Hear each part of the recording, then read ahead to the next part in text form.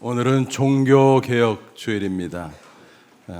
1517년 10월 31일 마르틴 루터는 독일의 뷰텐베르크 성당 정문에 95개조 반박문을 게시했습니다. 그로써 종교개혁의 기치를 높이 든 것입니다. 사실은 그 전부터 중세 로마 가톨릭 교회 부패, 불의에 저항해서 성경적 가치를 주장했던 선구자들이 있었습니다. 예를 들면 영국의 존 위클리프, 또 체코의 얀 후스, 이런 인물들이 선구자들입니다. 그들은 성경적 교회를 주장하다가 이단으로 몰려서 순교했습니다. 자국어로 성경을 번역했어요. 요즘 우리 시각으로 보면 당연한 거잖아요. 근데 죄 아닌 죄로 끌려가서 죽임을 당했습니다. 얼마나 놀라운 또 비극적인 일인지 모릅니다. 비유해서 설명하면 존 위클리프의 얀 후스는 총의 탄환을 장전한 것으로 비유할 때 루터는 그 방아쇠를 당겼다, 그렇게 표현할 수 있습니다. 루터가 이처럼 기치를 들자 많은 백성들이 불만에 쌓여 있다가 호응하기 시작합니다. 사방에 급속도로 종교개혁 운동이 퍼지게 됩니다. 그러자 당황한 로마 가톨릭 교회는 루터를 파문합니다. 그리고 그 일을 계기로 개신교회가 탄생하게 됩니다. 혹자는 개신교가 중간에 생겼으니까 정통성에 문제가 있는 게 아니냐라고 반문합니다. 전혀 그렇지 않죠. 왜냐하면 초대교회로부터 쭉 성경적인 역사가 흘러내려왔어요. 근데 변질되고 왜곡돼서 이탈한 거예요. 그거를 바로잡는 게 바로 종교개혁이었습니다. 그러니까 오히려 성경적 본질로 돌아감으로써 초대교회 정통성을 회복했다, 계승했다, 그렇게 평가할 수 있는 것입니다. 이렇게 시작된 종교개혁 운동이 쯔빙글리, 또 존 칼뱅, 영어식으로 하면 존 칼빈인데 사실은 프랑스 사람이니까 존 칼뱅이라고 부르는 게 맞습니다. 이런 사람들에서 계승 발전되면서 오늘의 개신교에 이르게 됐다는 것입니다. 여러 교파로 나누어졌는데 그중에서 우리 장로교의 경우는 존 칼뱅이 창설자입니다. 여러 종교개혁자들이 주장했던 종교개혁의 정신은 뭘까? 5가지로 요약할 수 있습니다. 그것을 가리켜 5개의 솔라, five solas라고 부릅니다. 이 솔라는 라틴어로 오직이라는 뜻입니다. 그래서 그 내용을 보면 오직 성경, 솔라 스크립투라, 오직 그리스도, 솔루스 크리스투스, 오직 은혜, 솔라 그라티아, 오직 믿음, 솔라 피데, 오직 하나님께 영광, 솔리데오 글로리아, 이렇게 되어 있습니다. 그래서 이 5가지는 성경적 원리를 그대로 반영하고 있습니다. 그리고 그 중에 핵심은 오직 성경이죠. 그 안에 나머지 내용도 다 들어가니까. 이와 같은 종교개혁의 정신은 비단 개신교회에만 적용된 것은 아니었습니다. 유럽의 근대 문명에 지대한 영향을 주었고 심지어는 로마 가톨릭 교회 내부에까지 영향을 끼쳤습니다. 종교개혁으로 큰 타격을 입게 된 로마 가톨릭 교회는 자체 갱신운동을 벌이게 되었던 것입니다. 그걸 가리켜서 반종교개혁, 그렇게 부르기도 합니다. 그 흐름이 20세기까지 이어져서 비성경적 요소들이 상당히 제거됐습니다. 그럼에도 아직 비성경적인 요소들이 남아있기 때문에 개신교와 하나 되기는 어려운 점이 있습니다. 그러면 오늘날 이 시대를 살아가는 우리에게 종교개혁은 과연 어떤 의미가 있을까? 과거에 끝난 역사인가? 아닙니다. 종교개혁자들의 순교, 그들의 헌신, 그것이 성경적 원리를 바탕으로 한 새로운 교회를 세우게 되었고, 그렇기 때문에 그런 개신교회 안에서 우리는 성경적 신앙생활을 할 수 있게 된 것입니다. 그러니까 그들의 은혜를 받았다는 것입니다.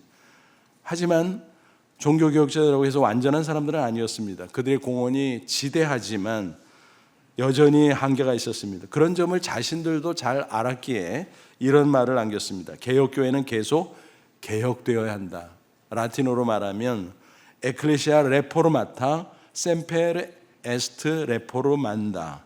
그러니까 개혁교회, 개신교회 중에서도 아주 성경적인 교회를 가리킵니다.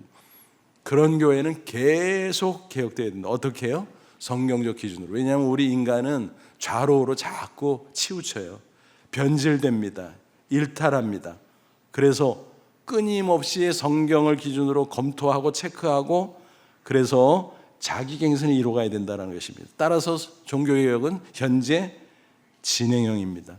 기념주를 한번 끝내고 마는 것이 아니라 매일의 삶 속에서 말씀에 비추어서 자기갱신을 이루고 더 나아가 가정과 교회와 또 사회와 국가 심지어 온 인류의 변화를 선도해야 마땅하다라는 것입니다. 이를 위해서 우리가 가장 중시할 개혁 정신은 뭐냐? 이미 앞서서 말씀드렸습니다. 5개 솔라 중에서도 오직 성경, 솔라 스크립투라인 것입니다. 성경으로 돌아가자는 것입니다. 여러분, 우리가 어떻게 하나님의 자녀, 성도가 됐습니까? 우리는 본래 다 죄인이잖아요. 죄로만 하면 영원히 멸망할 수밖에 없었잖아요. 그런데 우리가 구원받았다는 건 뭐예요? 오직 믿음으로.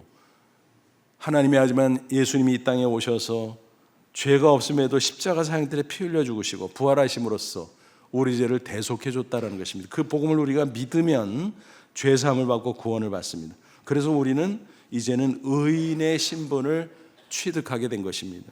그래서 자녀도 되고 그래서 성도도 되고 천국 백성도 될 수 있었다는 사실입니다. 그럼에도 불구하고 우리가 육체를 가지고 사는 한 죄성은 완전히 사라지지 않습니다. 우리가 죄 체계에서 벗어난 것은 사실이지만 그러나 죄성이 잔존해서 끊임없이 우리를 유혹하고 성경에서 벗어나게 한다라고 하는 것입니다. 물론 성령을 받았기 때문에 죄성을 극복하기가 좀 수월해지기는 했어요. 그럼에도 불구하고 우리는 여전히 실질적으로는 죄인이다. 그래서 그 죄와 싸워야 된다는 사실을 잊지 말아야 합니다. 예레미야 17장 9절 보면 무슨 말씀이 있습니까? 만물보다 거짓되고 심히 부패한 것은 마음이라. 인간의 마음이 가장 부패하고 더럽다라는 것입니다. 그냥 방치하면 변질됩니다. 악화됩니다. 따라서 성경 말씀을 통해서 계속 체크하고 변화되어야 한다는 것입니다. 우리가 천국 가는 그날까지. 그래서 그 변화의 과정을 교리적으로는 뭐라 그래요? 성화라고 말하죠. 날로 날로 거룩해진다는 것입니다. 저와 여러분 이런 점을 명심하고 평생 종교개혁을 해야 된다라고 생각하시 바랍니다. 그래서 계속해서 개인도 변화되고 교회도 변화되고 성화되고 그로써 복된 삶을 누리시고 더 나아가 세상을 아름답게 변화시키는 사명을 꼭 감당할 수 있기를 축원합니다. 여러분 우리가 꼭 기억해야 합니다. 세상은 죄악이 관영한 곳이에요. 물결처럼 우리에게 끊임없이 도전해 옵니다. 그 가운데 원수 사탄이 또 활동하지요.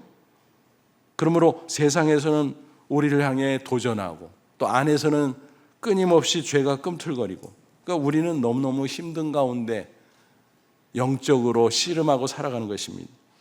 그 가운데 악한 원수 마귀는 부축입니다. 우리로 영적으로 타락하도록 또 도덕적으로 타락하도록 한편으로는 유혹하고 다른 한편으로는 위협하고 그래서 어찌하든 타락시켜서 결국 멸망하도록 유도한다라고 하는 사실입니다.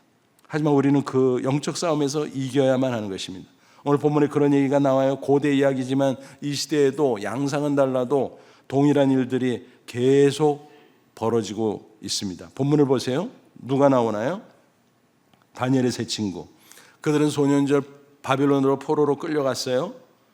그런데 바벨론 왕실에서 식민지 백성 중에 장래가 촉망되는 소년들을 뽑아가지고 왕실에서 특별 교육을 시켰어요. 왜냐하면 뭐 잘해주려고 그런 것보다도 영구 식민지화 하려고. 그래서 그들을 복종시키면 본토도 끝까지 식민 통치를 할 수 있겠다. 그런 계략이었던 것입니다. 겉으로는 대우를 잘해줬어요. 그런데 그 안에 속셈이 있었습니다. 특별히 뭐가 있었어요? 음식을 좋은 것으로 제공하는데 그 가운데 육식 요리가 있는데 알고 보니까 바벨론 신들에게 우상제물로 바쳤다가 물린 것을 가지고 요리하는 거예요. 그러니까 그 육식 요리를 받아 먹다 보면 자기도 모르게 우상숭배에 물들 가능성이 짙죠. 게다가 어린 소년임에도 불구하고 술을 주는 거예요. 그거 홀짝홀짝 받아 먹다 보면 중독되고 또 타락하고 그럴 수 있겠죠. 이런 식으로 그들은 영적으로 타락시키고 도덕적으로 타락시키고 그래서 완전히 지배할 계략을 세우고 있었던 것입니다. 하지만 그 속셈을 알아차렸던 다니엘과 세 친구는 결단하지요. 우리는 단호하게 결단하고 영적 순결을 지켜야 된다. 도덕적 순결을 지켜야 된다. 그래서 육식을 거부해요. 우리는 채식만 하겠다. 한창 먹을 때인데요. 엄청나게 힘든 일이지만 그들은 결단하고 실행했습니다. 근데 문제는 허가를 받아야 되잖아요. 피교육생이 뭐 자기 마음대로 하나요? 먹기 싫다고 안 먹나? 주우면 먹어야지. 그러나 기도하면서 감독관에게 호소할 때 놀랍게도 허락을 받았죠. 드디어 교육기간이 끝났어요. 이제 심층 면접을 합니다. 왕이 직접. 그런데 놀랍게도 이 네 사람이 1, 2, 3, 4등을 다 차지했어요. 감동을 받은 왕은 그들을 관직에 올립니다. 관리가 됐다는 거죠. 당당하게 승리한 건데 얘기가 거기서 끝나지 않죠. 끊임없는 핍박과 위협과 유혹이 또 와요. 시련과 고난이 와요. 2장에도 그런 얘기가 나오고 오늘 본문 3장에도 그런 얘기가 이어지고 있잖아요. 세 친구 다니엘은 어디 갔는지 보이질 않아요. 성경에 명시되지 않아서 잘 모르겠습니다. 어떤 상황에 봉착합니까? 느부갓네살 왕이 평지에 벌판에 큰 금신상을 세우고 절하라는 거예요. 관리들을 다 소집시켜서. 그 이유가 뭘까요? 우상화 작업이에요. 왜냐하면 바벨론은 제국으로서 광활한 영토를 가지고 있어요. 각 도에 민족이 다르고 문화가 다르고 언어가 다르고 종교가 달라요. 그거를 다 통합시키기가 어렵죠. 그러니까 야 너네들 맘대로 너네들 신을 믿어. 근데 바벨론 신들을 믿고 신들의 아들인 왕에게 복종해야 돼. 그것만 지키면 봐주지. 그런 식이었어요. 그래서 그들을 통합하기 위해서 금신상을 만들어 놓고 절하라. 충성심을 확인하기를 원했다라는 것입니다. 그래서 앞에 1절 보니까 느부갓네살 왕이 금으로 금신상을 만들었으니 높이는 60규빗, 한 30m 돼요. 너비는 6규빗, 한 3m 돼요. 그것을 바벨론 지방의 두라 평지에 세웠더라. 요즘으로 말하면 7, 8층 높이인데 우리 기준으로 뭐 별것도 아니네 싶지만 고대잖아요. 아무것도 없는 벌판에 그렇게 높은 금신상 번쩍번쩍 세워놨으니까 그 위용이 대단했을 것입니다. 관리들을 소집해 놓고 신호를 보내면 일제히 절해라. 오케스트라를 동원합니다. 낙성식을 거행하는데 그 앞에 그 명령을 거스를 자가 누가 있겠습니까? 그런데 놀랍게도 다니엘의 세 친구가 단호하게 거부합니다. 사드락 메삭 아벳느고 그를 유일하신 하나님 여호와만 믿는 신앙의 사람들이었잖아요. 그래서 하나님의 말씀에 나온 대로 우상에게 절하지 말라. 우상신을 경배하지 말라. 그러니까 절대로 순응할 수 없었죠. 대번에 고발이 들어갔어요. 느부갓네살 왕이 노발대발하면 당장 끌고 와. 그리고 신문하죠. 근데 사실은 그 정도면 즉결 처단해도 시원치 않았을 텐데 왜 신문하고 기회를 줬을까? 아마도 평소에 신망을 받는 신하들이 아니었을까 추정을 해봅니다. 그래서 왕은 마지막으로 한 번의 기회를 줄게. 내 앞에서 절해. 근데 만약에 절하지 않으면 할 수 없어. 뜨거운 풀무불에 너희들을 당장 집어넣을 거야. 태워 죽일 거야 라고 경고합니다. 15절 하반절 너희가 만일 절하지 않으면 즉시 너희를 맹렬히 타는 풀무불 가운데 던져 넣을 것이니 능히 너희를 내 손에서 건져낼 신이 누구겠냐. 뭔 얘기예요? 너희들 뭐 여호와 하나님 믿는다고? 그래 니네 하나님이 한번 구원해 주나 볼까? 죽나 볼까? 어느 쪽이 맞을까? 조롱하는 식이지요. 여러분 한번 상상해 보세요. 얼마나 무서운 순간입니까? 목숨이 왔다 갔다 합니다. 자칫 죽을 수도 있어요. 아니 당연히 죽을 수밖에 없는 상황입니다. 이처럼 세상의 악한 세력이 끊임없이 도전해 옵니다. 성도들을 위협합니다. 다른 한편으로 유혹을 해요. 그래서 거기에 순응해야 세상에서 잘 살아갈 수 있을 것처럼 그렇게 자꾸 유도를 하는 것입니다. 그때 만약 믿음을 저버리면 어떻게 될까요? 잠시 잠깐은 모면할 수 있을 것 같아요. 위험을. 그리고 성공할 수 있을 것 같아요. 천만의 말씀. 하나님 손안에 모든 것이 달려있어요. 하나님이 절대 주권자입니다. 하나님이 싫어하십니다. 결국 큰 어려움에 빠지게 되고 멸망을 자초할 수밖에 없다는 사실. 우리는 기억해야 돼요. 속지 말아야 되는 것입니다. 따라서 어떤 위험과 유혹이 있다고 할지라도 믿음을 지켜야 됩니다. 그게 바로 세상을 이기는 힘이에요. 여러분, 세상을 뭐로 이길까요? 체력으로 못 이겨요. 천하장사도 죄와 싸워서 못 이긴다니까. 마귀와 싸워서 못 이긴다니까요. 지력으로 공부 많이 하면 이길까? 천만의 말씀. 돈 많이 벌어서 재력을 갖추면 이길 수 있어요. 전혀 그렇지 않습니다. 오직 세상을 이기는 힘은 믿음이요, 성경 말씀에 기초한 믿음. 그래서 오직 성경, 오직 믿음의 원리를 따르는 것입니다.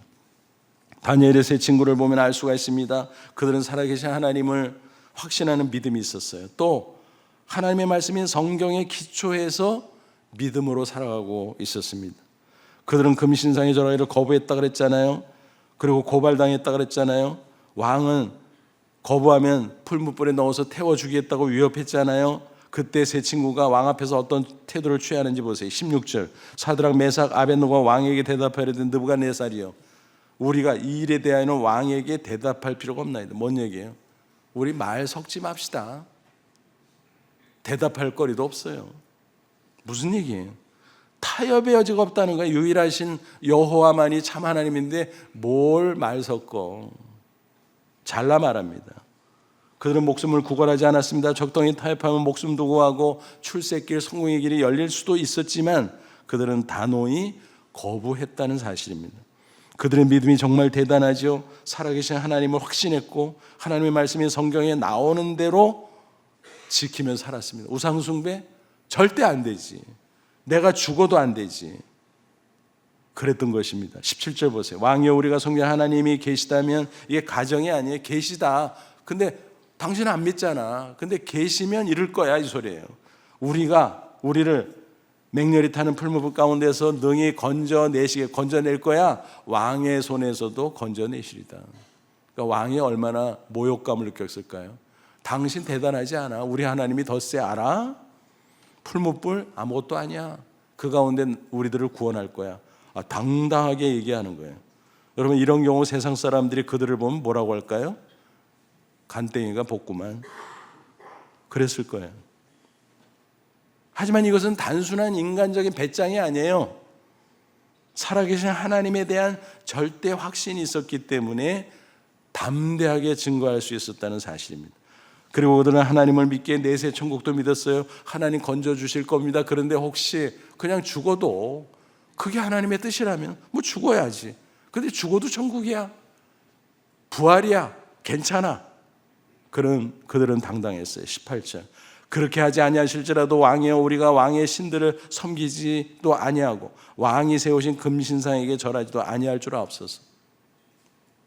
딱 끊어버렸어요. 얼마나 놀라운 결단입니까? 세 친구가 이런 믿음을 가지고 있을 때 하나님이 구경만 해서, 아니요, 하나님이 기뻐하십니다. 하나님이 간섭하십니다. 그들이 믿음을 지키니까 하나님이 그들을 지켰어요.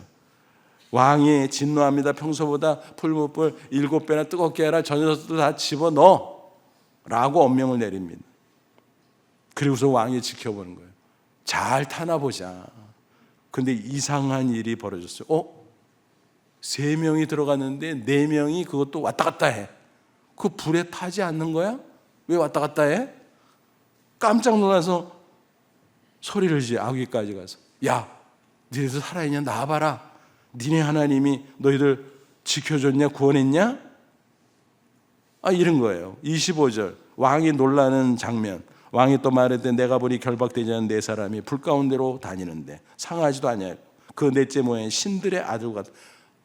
그는 다신론자였거든요. 그러니까 신들이라고 표현해서 자기 방식으로 신들의 아들 같도다. 하나님의 아들 같다는 거예요. 천사를 가리키는 거죠. 그러니까 제4의 존재는 바로 하나님이 보낸 천사. 천사가 그들을 구원해 주었다라고 하는 것입니다. 놀래가지고 불러냈더니 세상이 어때요? 27절 하반절. 불이 능히 그들의 몸을 해하지 못하였고 머리털도 그을리지 않았고 겉옷빛도 변하지 않았고 불탄 냄새도 없었더라. 제일 취약한 게 머리털이잖아요. 근데 그을리지도 않았어. 탄 냄새도 전혀 없었어요. 어마어마한 기적이 벌어졌어요. 하나님이 함께하니까 그런 거예요. 또 말씀드립니다. 우리가 믿음 지키면 하나님께서 우리를 지켜주실 줄로 믿습니다.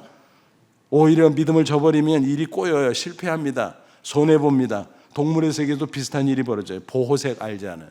보호색 동물들의 그 특징이 뭐냐면 약해 빠졌다는 거예요. 주변의 환경에 따라서 색깔을 맞춰서 변화시키죠. 근데 오히려 다른 동물들에게 쉽게 잡혀먹는, 참 희한하죠. 보호색으로 싹 숨어 있는데 어떻게 잘 잡혀 죽나? 역설적이죠. 우리 신앙생활도 마찬가지. 상황에 따라 이에 따라 색깔을 바꾸면 오히려 이리 치고 저리 치고 낭패를 당할 수밖에 없다는 사실 꼭 기억하십시오. 하지만 어려운 상황에서도 믿음의 색깔을 유지하면 하나님께서 책임져 주시는 것입니다. 그러므로 우리는 살아계신 하나님 믿고 그 말씀인 성경에 기초한 신앙으로 무장해야 하는 것입니다. 그런 참 믿음이 있을 때 하나님이 함께 하십니다. 하나님의 능력이 우리에게 주어집니다. 우리는 당당히 승리할 수 있는 것입니다. 세상의 물결이 아무리 거세게 우리를 공격한다고 할지라도 예수 안에서 거듭난 참 생명의 소유자, 참 믿음을 가진 성도라면 충분히 그 거센 물결을 헤치고 승리할 수 있습니다. 마치 이와 같은 거예요. 죽은 물고기는 어때요? 물결이 칠 때, 물결이 흐를 때 그냥 거기에 휩쓸려서 둥둥 떠내려가요. 그죠? 근데 산물고기는 어때요? 그 물결을 헤치고 거슬러 올라가. 자기가 목적하는 방향으로 하나님의 뜻을 향해 성도들은 그렇게 살아갈 수 있는 것입니다. 그럴 때 하나님의 놀라운 역사가 나타납니다. 그로 말미암아 하나님의 영광이 드러납니다. 더 나아가 세상 사람들에게 하나님을 증거해요. 봐라, 하나님 살아계시잖아. 봐라, 예수 그리스도가 하나님의 아들 맞잖아 라고 증거할 수 있는 것입니다. 본문에도 보니까 세 친구가 승리하자 느부갓네살 왕이 감동을 받아요. 와, 이게 뭐지? 쟤들이 믿는 여호와 하나님이 진짜란 말이야? 진짜네, 진짜네. 그래서 찬양하고 만 백성에게 조서를 내리는데 29절 보세요. 그러므로 내가 이제 조서를 내리노니, 왕의 담화문이에요. 각 백성과 각 나라와 각 언어, 아까 말씀드렸잖아요. 광활한 영토, 각 도마다 민족이 다르고 언어가 다르고 종교가 다르고 다 달라요. 그런데 그 사람들의 각각의 언어로 번역해서 모두 사드락과 아벳느고의 하나님께 경솔히 말하거든 그 몸을 쪼개고 그 집을 거름토로 삼을지니 이와 같이 사람을 구원할 다른 신이 없습니다. 여호와 하나님이 유일하네, 진짜네. 그러니까 너희들 백성들아 내 말 잘 들어. 하나님한테 까불면 죽어. 폭군이라 거칠게 전도를 해준 거예요. 얼마나 놀랍습니까? 죽임을 당할 수밖에 없었던 연약했던 포로 출신 그 세 친구들, 그러나 믿음을 지키니까 하나님이 지킨 거예요. 풀무불 가운데서 건져주신 거예요. 그리고 하나님 영광 받으시고 복음이 전파될 수 있었던 것입니다. 여기서 얘기가 끝나지 않죠. 30절 보니까 왕이 드디어 사드락과 메삭과 아벳느고를 바벨론 지방에 더욱 높이 승진했어. 몇 계급 특진했는지 모르죠. 승진했어. 더욱 높이니라. 그러니까요, 믿음을 지켜야 잘 돼요. 그냥 적당하게 타협하면 잘 되고, 그건 망하는 지름길이에요. 망하는 지름. 그러므로 저와 여러분 신앙의 길에 들어왔으니 오직 믿음, 오직 성경 꼭 지키시기를 바랍니다. 그래서 승리하시기를 축원합니다. 오늘 이 시대에도 동일한 원리가 작동된다는 것입니다.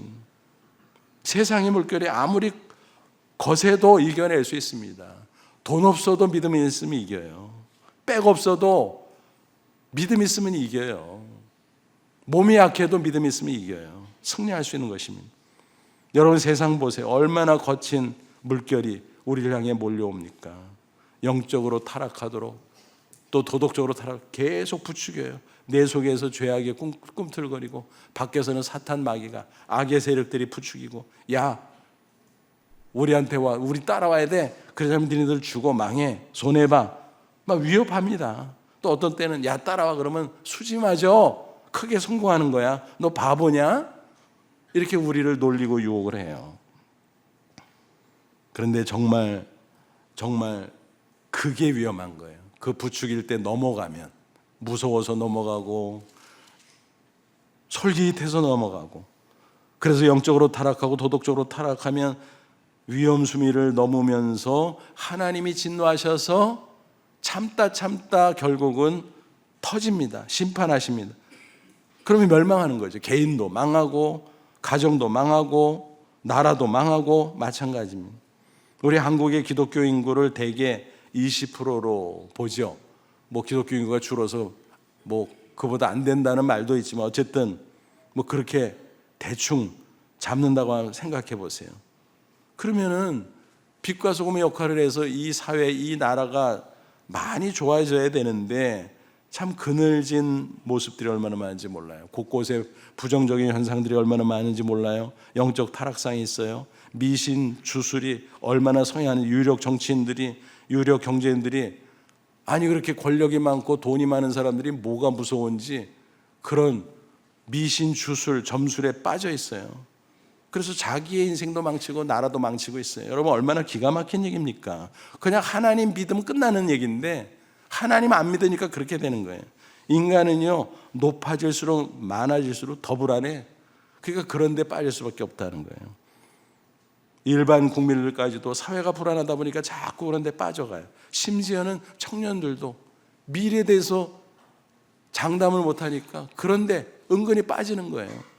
겉으로는 뭐 지성이 있네 하지만 뒤로는 그런 미신, 주술, 무속, 점술 뭐 이런 데 막 빠져버리는 거예요.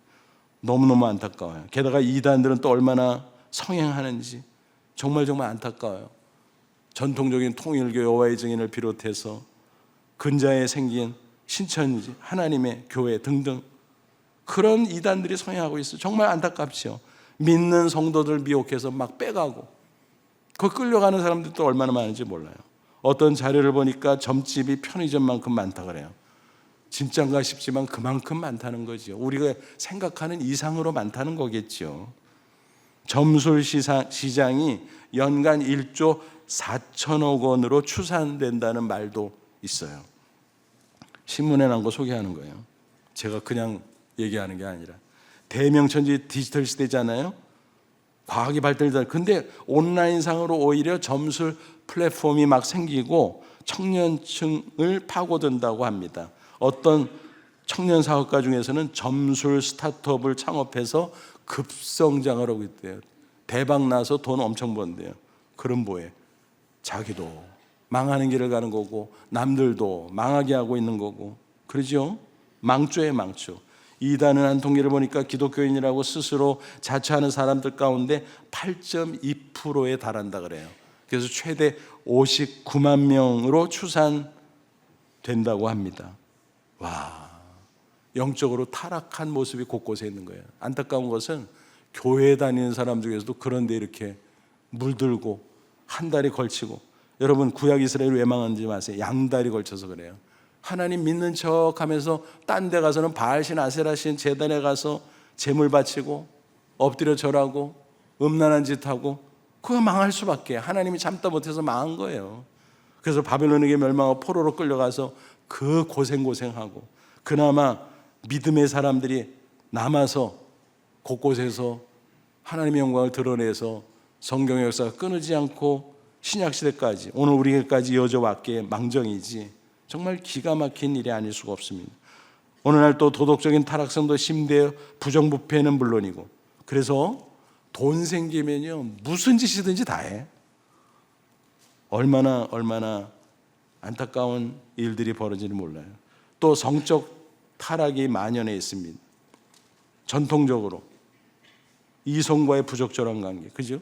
결혼 관계 안에서만 하나님께서 허락했는데 그 밖에서 엉뚱한 짓들을 하는 거예요. 부적절한 관계를 맺고. 그러니까 얼마나 음란하고 곳곳에 그런 일들이 있습니다. 그런데 근자에는 더 심각한 일이 있어요. 그건 뭐냐면 소위 성혁명이라는 물결이 밀려오고 있습니다. 젠더 이데올로기가 곳곳에 사람들의 마음을 파고들어서 사람들을 이상하게 만들어가고 있는 거예요. 전통적으로 남성과 여성이 평등하다 그래서 양성평등을 얘기했죠. 그거는 성경적이고 맞는 거죠. 옳은 거죠. 그래서 복음이 들어가는 것보다 여성들이 차별받다가 여성의 인권이 신장되죠. 우리나라만 해도 과거에 여성들이 얼마나 천대받고 고통을 당했어요. 근데 복음이 들어오고 개화가 되면서 여성들의 지위가 향상되고 인권이 존중되고, 물론 아직도 미흡한 게 있지만 그게 양성평등이에요. 그건 뭐 당연해요. 근데 요즘에 말이 살짝 바뀌었어요. 뭐라 그랬냐면은 성평등. 양이라는 말이 빠졌어. 그러니까 성은 남성, 여성뿐만이 아니라 많다. 그래서 성평등 이야기하는 거예요. 그래서 젠더 아이디, 성 정체성, 그건 다양한 거야. 자기 마음대로 가질 수 있는 거야. 하나님이 정해주는 거지 사람이 정해 스스로 자기 성을, 그 말 자체가 성립이 안 되는데, 그것이 만연되고 그것이 법제화되는 일들이 미국, 유럽은 흔해졌고 우리 한국에도 그 물결이 거세게 밀려오고 있습니다. 법제화되니까 어떤 일이 벌어지는가? 미국이나 유럽 같은 데 보면 예를 들어서 간단한 예만 들어봐도 알 수 있어. 그게 뭔지. 자동차 면허증을 받잖아요. 거기에 성별을 적는데 거기다가 이제 약자로 M 남성, F 여성, 근데 X가 있어. X면 나도 몰라. 이랬다 저랬대. 어떤 나라는 무기재, 쓰지 않아. 그러니까 자기 마음대로 아무 때나 성을 왔다 갔다 할 수 있는 거예요. 아니 이게 도대체 뭐래? 세상에 우리의 상식과 또 우리의 성경적 가치와는 전혀 다른 이야기들이 공론화될 뿐만이 아니라 법제화되고 그렇게 흘러가고 있는 거예요. 심지어는요, 마음속으로 남들은 남성이라고 나는 여자야. 그러면 여성이 되는 거예요. 그리고 어제는 여성이었는데 오늘은 난 남성 할래. 그럼 그런다는 거예요. 이 얼마나 기가 막혀요. 여러분 신문에서 보셨을 거예요. 아마 자세히 보는 분들은. 여러 번 나왔어요. 미국 LA 지역에 가면 한인타운 있잖아요. 거기 가면은 사우나들이 있거든요. 한인들이 주로 가지만 미국 사람들도 들어가고 그러는데 이런 일이 몇 번 있었어요. 신문에 난 것 기준으로. 남자인데 자기가 성전에서 여자라는 거예요. 근데 신체는 그대로 있는데 그렇게 얘기하고 여탕에 쑥 들어갔는데 그걸 제지를 못 시켜. 왜? 법이 그거를 그렇게 규정하고 있으니까 그거를 제지하면 법을 어긴 게 돼요. 그러니까 세상 법이라는 게 이렇게 웃기는 거예요. 어떤 때는. 그게 여탕에 들어가 있는 여자들이 얼마나 기겁을 했겠어요. 그래서 난리가 나고 막 항의해도 소용도 없어. 근데 그게 신문에 그게 몇 번 났어요. 또 지난번 파리 올림픽에서 거기 여자 복싱 선수 가운데 알제리 출신이 금메달을 땄어요. 당당하게. 최후가 그냥 기골이 장대해 보니까 여자인데 여자 선수라고 분류가 됐는데, 근데 검사를 해보니까 XY 염색체. 생물학 조금 아는 사람은 알잖아. XY 염색은 남성이잖아. 맞아요. 근데 나는 여성이야. 그걸 인정받았어. 그래가지고 패스포트에 여성으로 기재가 됐어. 그러니까 IOC는 뭐라 그런 거면 패스포트 기준이야. 그러니까 여자들 선수하고 싸워. 그러니까 일방적으로 이기고 결국 금메달을 따게 됐다는 거. 박수 쳐줘야 돼요. 뭐예요? 오히려 상대방 선수들이 역차별 당한 거 아니에요? 요즘 우리나라에서 차별금지법으로 온통 시끄럽습니다. 오늘 한국교회가 연합으로 기도하는 날이기도 해요.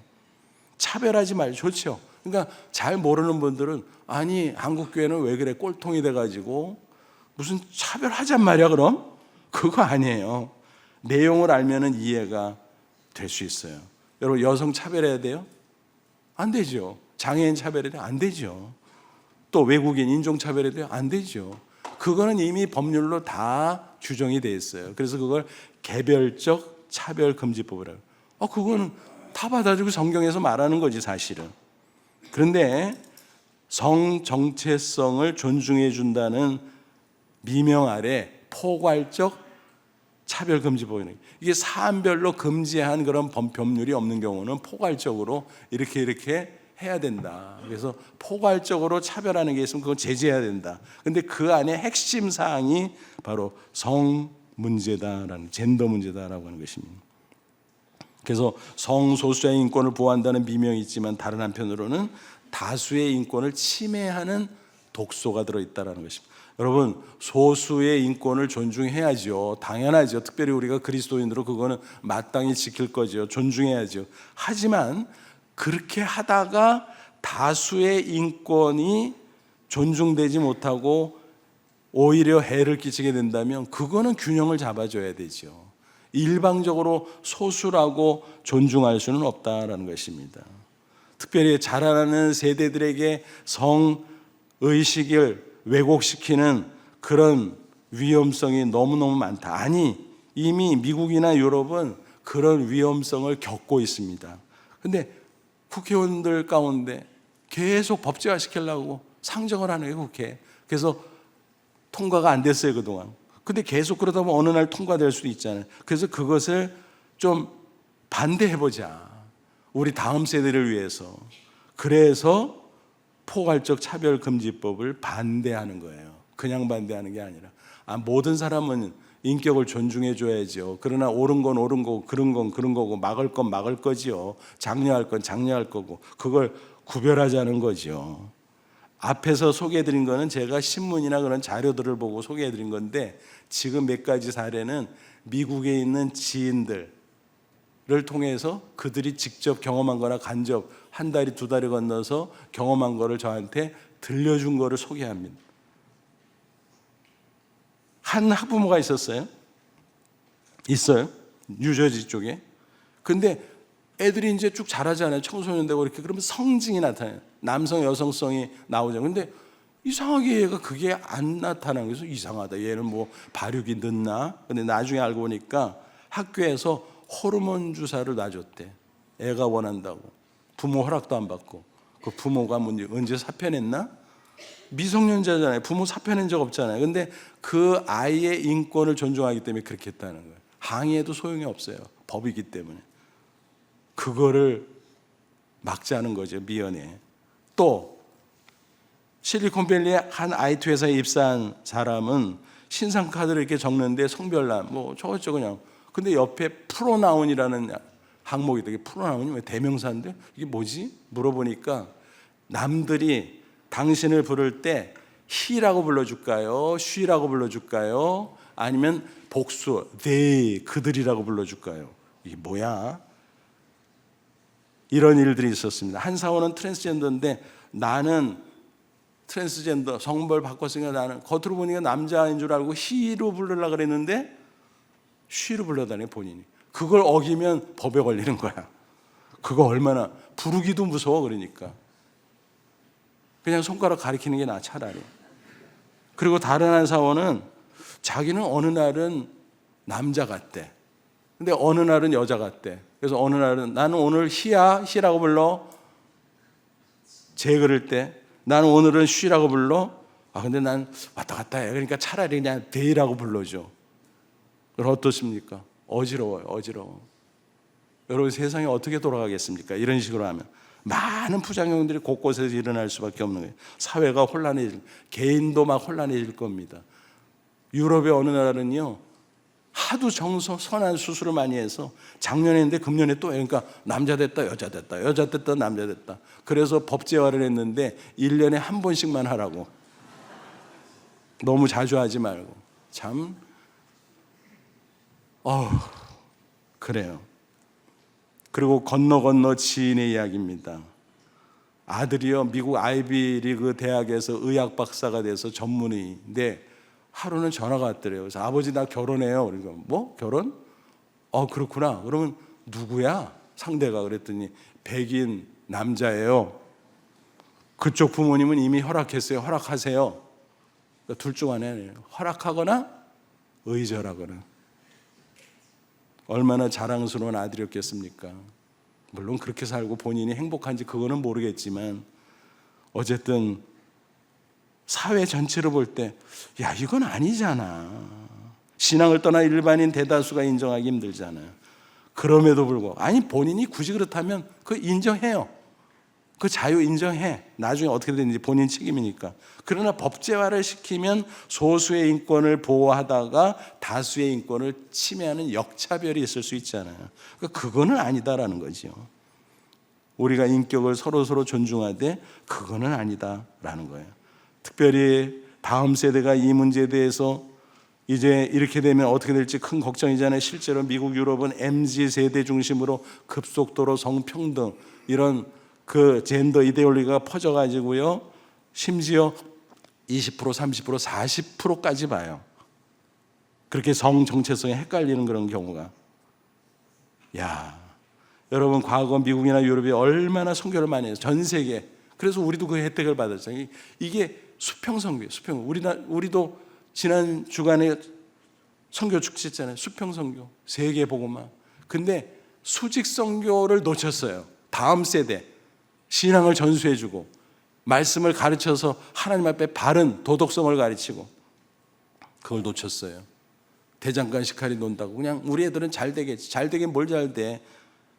사사기 보면 여호수아 다음 세대가 타락한 다른 세대가 됐잖아요. 그래서 미국의 유럽이 그렇게 된 거예요. 그 뒤를 우리가 쫓아가고 있는 거예요. 좋은 걸 쫓아가면 좋은데 야 같이 잘못되는 거 아니야? 그러니까 우리가 수평선교도 열심히 해야 되지만 사실은 다음 세대의 신앙을 전수하고 말씀으로 바로 세워주는 수직선교를 더 열심히 해야 돼요. 수직선교를 가정에서 교회에서. 그냥 내 자식들은 괜찮겠거니 뭘 괜찮아요. 밖에 나가서 어떻게 되는지 알게 뭐야. 반면교사 삼아야 됩니다. 미리 기도하고 미리 가르치고 미리 몸부림치고. 이에 관해서 궁금한 사항이 있으면 추천드리고 싶은 게 있어요. 유튜브 뭐 여러 가지 좋은 그런 강의들이 있어요. 근데 그 중에서 안심하고 볼 수 있는 강의 그 프로그램 하나 하면 어메이징 그레이스라고 CGN TV 간증 프로그램이 있어요. 거기에 김용준 변호사님이 나와서 포괄적 차별 금지 대체 그게 뭔데? 한번 들어가서 들어보세요. 그러면 간단하면서도 쉽게 정리할 수가 있어요. 그분은 한국에서 변호사고 영국에서 변호사예요. 그러니까 양쪽을 다 알아. 근데 영국 벌써 이미 그 물결이 막 들어와서 휩쓸렸잖아요. 막 곳곳에 부작용이. 그 사례도 얼마나 많이 바뀌었습니까? 야, 우리 한국 이거 조심해야 된다. 미리 방지해야 된다. 특별히 우리 다음 세대를 위해서. 그래서 책을 썼어요, 이분이. 이렇게 듣고 우리 아이 꼭 지켜줄게. 그래서 제가 샀어요. 읽다가 너무 두꺼워가지고 아직 다 못 읽었는데. 여러분 그런 거를 읽고 공부하고 기도하고 우리 자녀들을 위해서 울면서 기도하고 우리 자녀들을 신앙으로 잘 세우시기를 바랍니다. 이런 얘기를 나누다 보면 걱정되죠. 미래가 암담하게 여겨지죠. 하지만 오늘 본문은 뭐라고 말해요? 살아계신 하나님이 우리와 함께한다. 오직 성령 오직 믿음으로 살면 승리할 수 있다. 우리가 믿음직한 하나님이 우리를 지켜준다. 다음 세대도 우리가 그렇게 하면 하나님이 책임져 준다. 그것을 믿으시기 바랍니다. 오늘 종교개혁주의를 보내면서 다시 한번 오직 성경 오직 믿음으로 무장해서 나도 살고 자손들도 살리고 더 나아가서 이 나라의 민족을 살리는데 기여하는 저와 여러분 다 되시기를 주님의 이름으로 축원합니다. 기도하겠습니다. 이 말씀을 잡고 기도하자. 하나님, 세상을 이기는 힘은 돈도 아니고 권력도 아니고 완력도 아니고 오직 믿음, 오직 말씀인 줄로 믿습니다. 승리하게 없어서 우리 다음 세대에 잘 신앙으로 세워서 그들도 자자손손 승리하게 하고 세상을 하나님의 영광으로 가득하게 변화시키는 역사를 이루게 없어서 다 같이 간절한 마음으로 잠시 기도합니다. 하나님 아버지 내 영원한 진심으로 감사합니다. 이 시간 주의 말씀 우리를 격려하시고 축복하시니 감사합니다. 오직 성경 오직 믿음으로 살게 하여 주옵소서. 세상을 이기게 없어서 거친 물결이 우리에게 다가와도 그것을 해치고 당당히 승리하는 저희들. 그래서 우리도 살고 다음 세대도 살고 이 나라의 민족 한국교회와 대한민국이 아름답게 일어나 마지막 시대 하나님의 영광의 도구로 잘 쓰임받게 하옵소서. 예수님의 이름으로 기도하옵나이다. 아멘.